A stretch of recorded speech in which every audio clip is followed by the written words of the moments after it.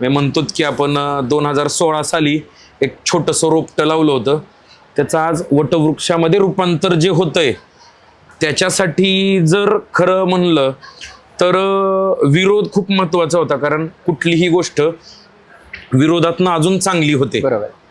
आणि जेही लोक म्हणता येईल, लोक नाही म्हणता येणार, पण जेही आई वडील असतील, पाहुणेरावळे असतील, जेही विरोध करत होते त्या टायमाला, ते आज भक्कमपणे पाठीशी उभा आहेत. आणि जे सपोर्ट करत होते ते तर तेव्हाही करत होते आणि आजही करतायत सपोर्ट. कारण त्यांच्या सपोर्ट शिवाय ही गोष्ट पॉसिबल नाही. आणि तेच सपोर्ट सिस्टीम म्हणजे माझी बहीण सारिका शेजाळ आणि भाऊजी अनिल शेजाळ.